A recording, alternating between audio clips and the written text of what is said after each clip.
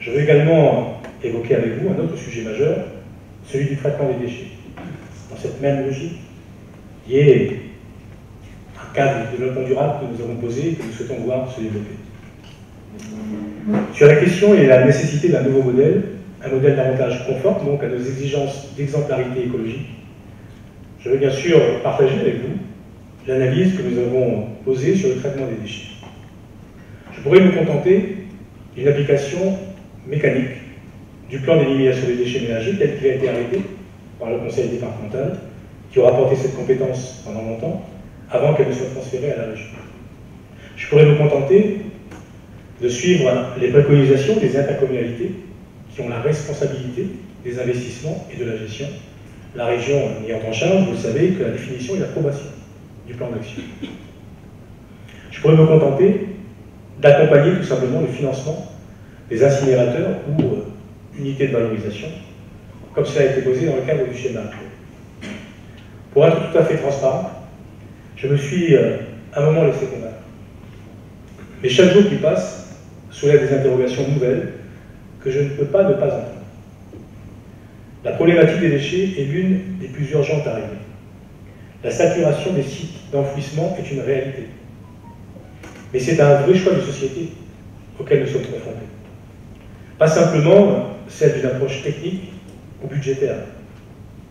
Face aux impératifs climatiques et écologiques que j'ai déjà évoqués, nous avons la responsabilité de transformer en profondeur notre économie pour créer de la valeur, créer de la richesse, créer des emplois, tout en protégeant notre environnement.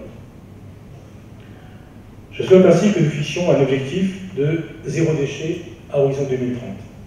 Je propose de mobiliser l'équivalent d'une centaine de millions d'euros dans le cadre d'un plan de gestion aménagé avec pour principale orientation d'accompagner la transformation écologique des entreprises, de structurer fortement les filières de collecte et de recyclage pour le verre, le plastique, le papier, le carton, les métaux, les textiles et les biodéchets, de développer des solutions comme les ressourceries et d'autres ateliers de réparation et de valorisation des objets abandonnés. La solution de gros incinérateurs est la plus simple à mettre en œuvre, sûrement. Mais c'est aussi celle qui soulève encore de vraies interrogations.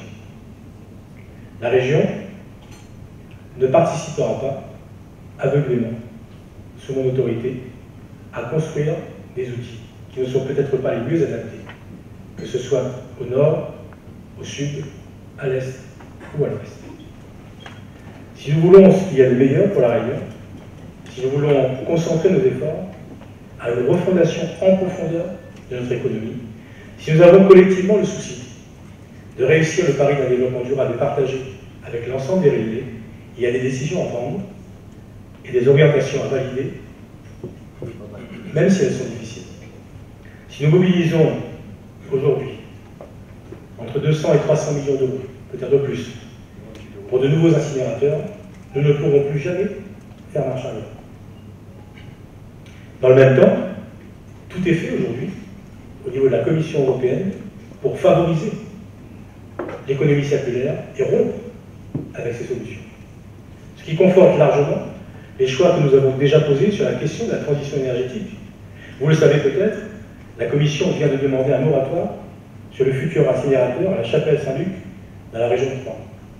Par ailleurs, une délégation conjointe de la Commission européenne et du ministère de la Transition énergétique sera dans notre île du 14 au 16 février prochain pour nous accompagner dans la construction de ce nouveau modèle.